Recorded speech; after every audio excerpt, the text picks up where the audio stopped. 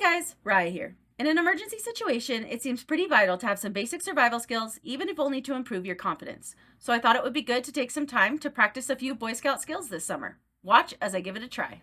I started by going to the local scout shop to look over their materials. I wanted some easy and comprehensive reference guides for the specific skills I thought would be most valuable. I compared the Scout Handbook and Field Book and looked over the Merit Badge books as well. In the end, I got the Field Book and a few Merit Badge books for quick reference. The first skill I focused on was pioneering, which is basically everything to do with rope, knots, lashings, and structures. I got familiar with the beginning terminology and rope positions, then spent some time learning the beginner knots. The first knot I learned was the square knot. This is a really easy knot to learn that's good for small strings and ropes.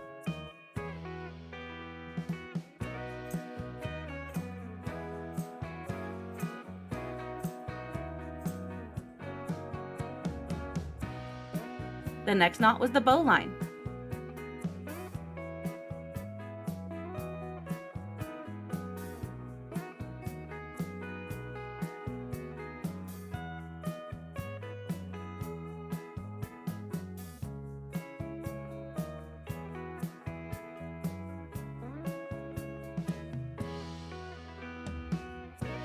This knot was a lot trickier. I messed up the first time and made a slip knot, which this is definitely not supposed to be.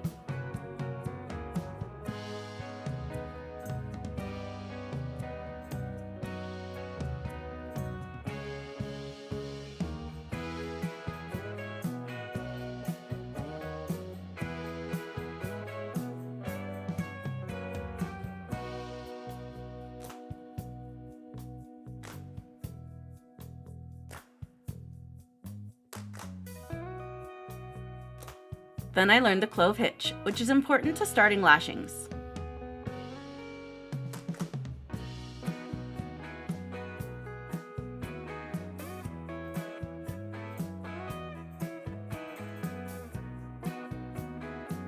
The sheet bend is very similar to the square knot and is good for larger ropes where the square knot isn't.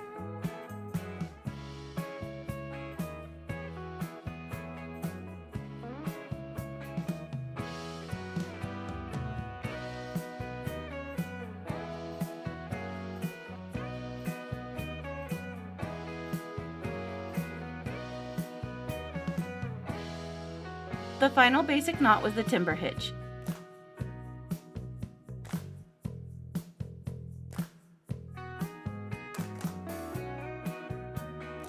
It was easy to make, but then wasn't easy to tighten on such a small branch.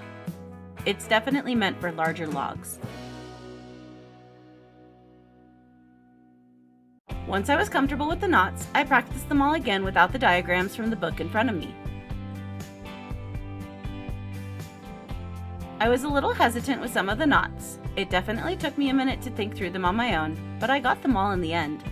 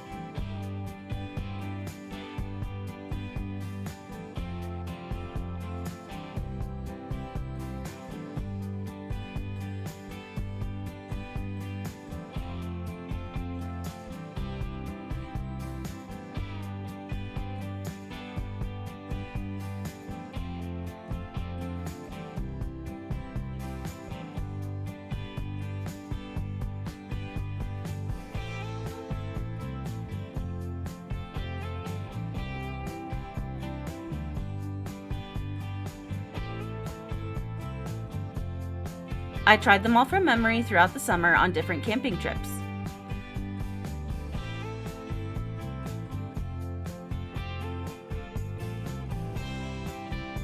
I was pretty proud that I remembered them all each time I tried.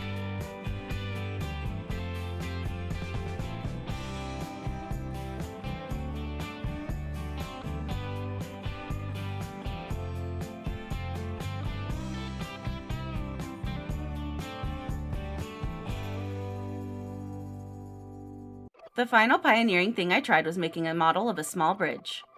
I figured this was a good way to practice the knots with other string and to practice using the knots in a more real-world scenario. I got 2 different dowel thicknesses to mimic the different needs of the bridge.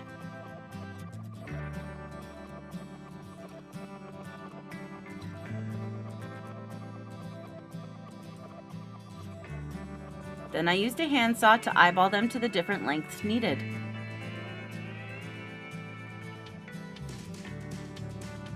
I laid them all out to be sure I had everything ready, and then I got started. First, I made the trestle.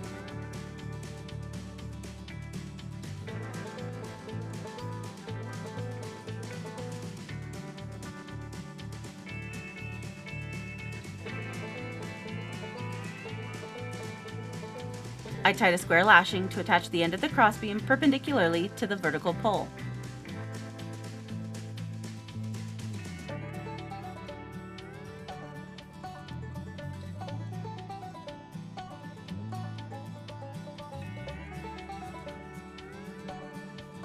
Then I did another square lashing to attach the other side. I used a diagonal lashing to tie 2 crossbeams together.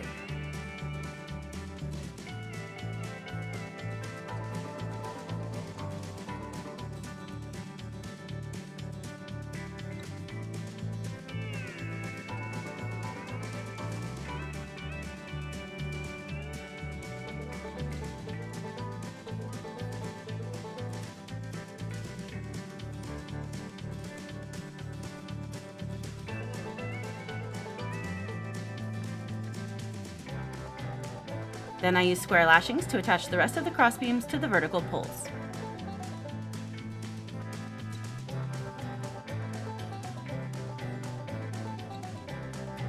When I made the walkway, I used square lashings again to attach a small pole to each end.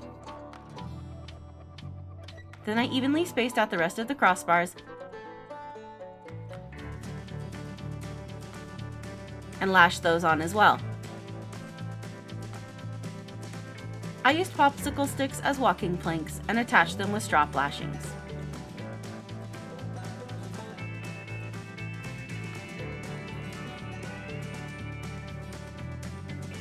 Finally, I lashed the handrails to the trestle.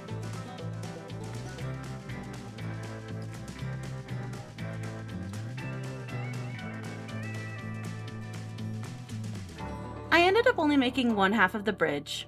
I didn't have time to make another walkway, but I understood the premise. In the end, only a couple of the knots were used in the actual project, but it was still a really valuable experience. The next skill I worked on was fire starting. I practiced the basics of building a fire. I started with chopping the wood,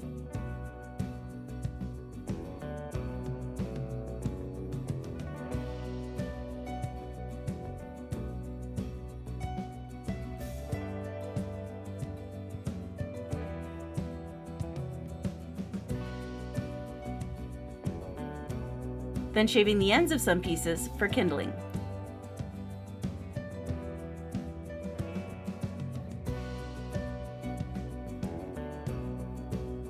My old pocket knife was incredibly dull, so I carefully used my hatchet for this.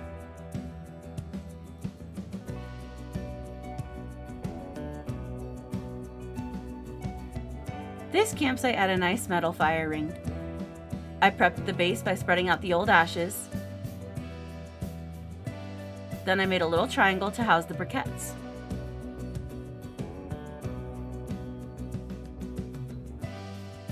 I got some of the flaked wood from splitting the logs to use as tinder, and laid those on the briquettes, then alternated the rest of the wood in opposite triangles to make a good base. I tried to use my old fire starter, but the magnesium wouldn't scrape off for some reason, and the ferro rod wasn't really sparking, and then it started to rain, so I had to just use a little fat wood and lighter fluid with matches to get this fire going.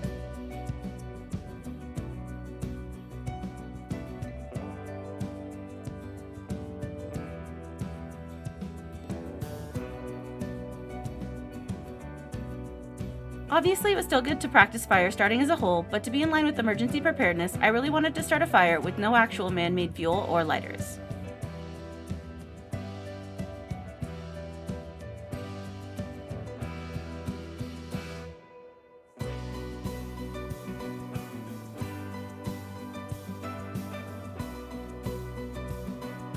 So on a later trip, I got my new ferro rod from the emergency prep bag I made and built a fire with some dry grasses and tried to light it with just the ferro rod.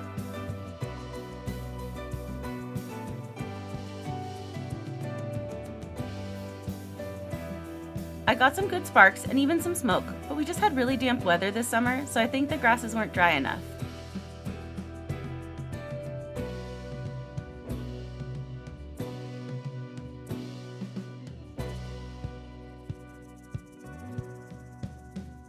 And then it started to rain again, so I used a couple drops of lighter fluid and the ferro rod to get this fire started.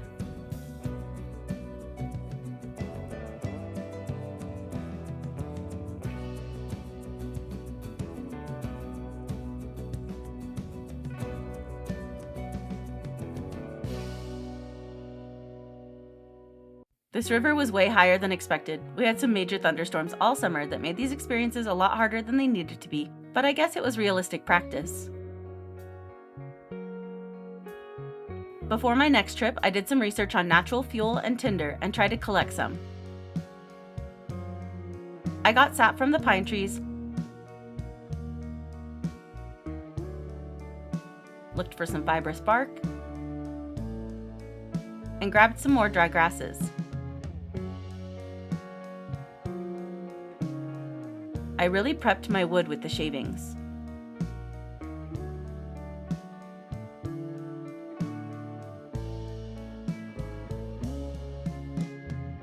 I tried to light this fire for so long. I used the included fire striker and the 90-degree edge of my knife.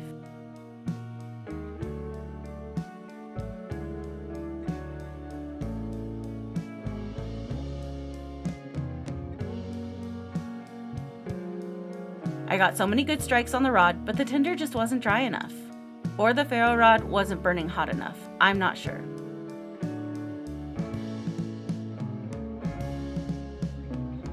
But eventually I kind of gave up and used a napkin, which ignited almost immediately.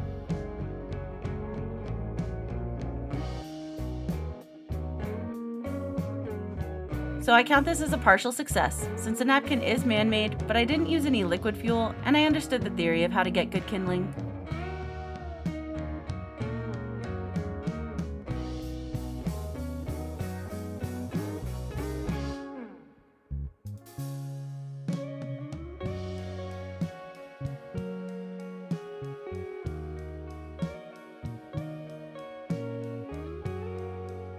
You can see the sap really ignited well here. I think it was either too wet or I had inferior materials for what I was trying to do. On another trip, I tried using a mirror to start a fire.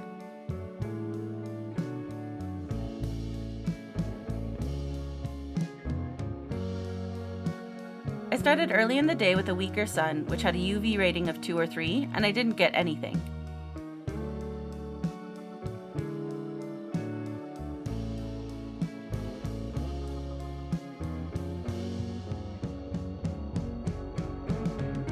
About an hour later, with a UV rating of 4, the sun had gotten a bit stronger, so I was regularly getting smoke on the leaves and burning holes in them.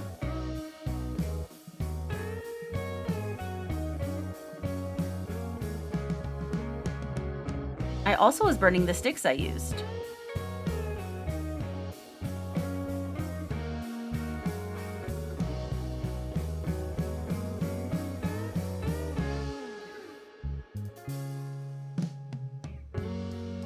I think I would have succeeded if the sun had gotten stronger in another hour or so, but then it started to rain yet again, so the sun was completely gone, and this experiment was a wash.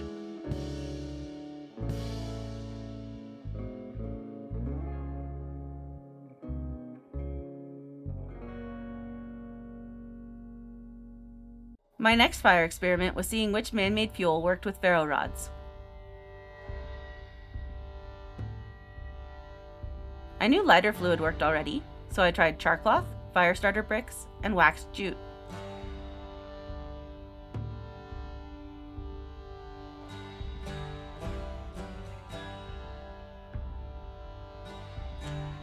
The char cloth took the spark immediately.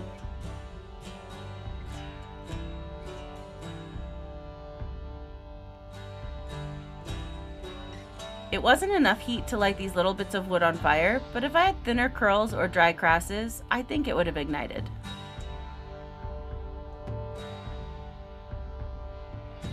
I tried to light this brick on fire and it never did. I think the smoke was just from the sparks.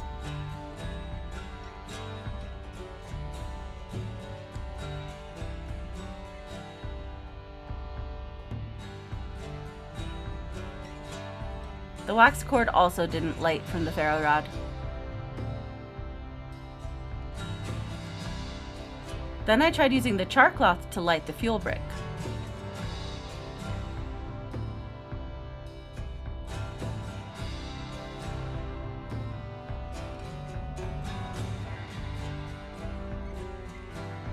The ember got hot enough to smoke, but never hot enough to actually ignite the brick.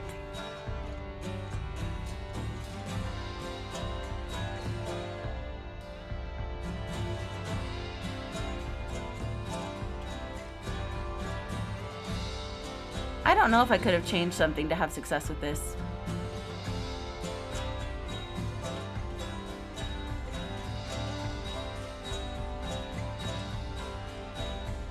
It also never lit the cord.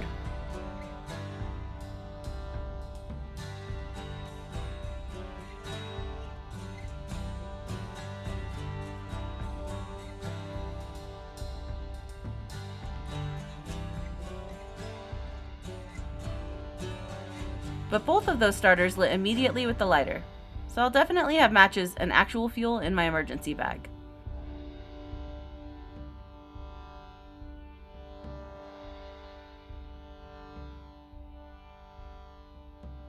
But I was still really happy with all of my practice and what I learned from this.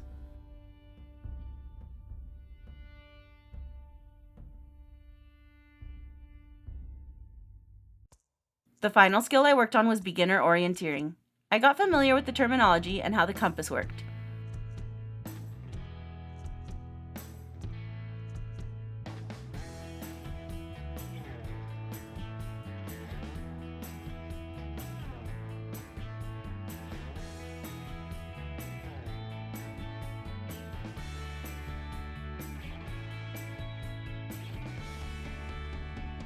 I got more familiar with reading maps.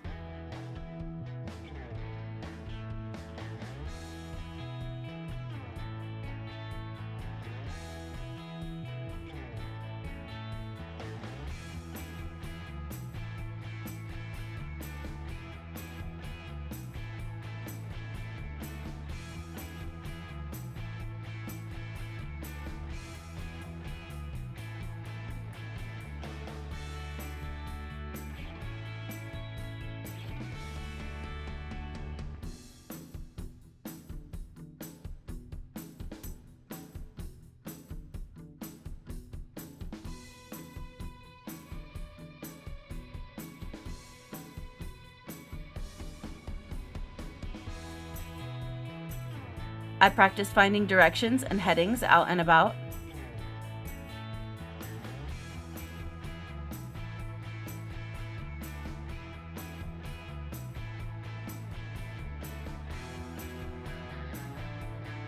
And then I went to a local park and practiced finding landmarks and making navigational plans.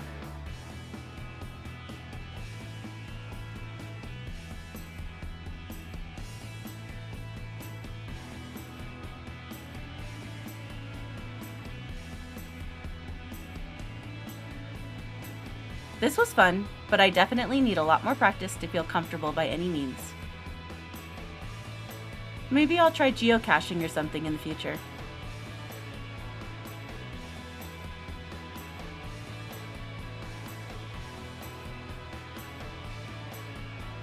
Overall, I'm really glad I practiced all these skills before I'll actually need them. And I think everyone should work on these basic survival skills. Thanks for watching!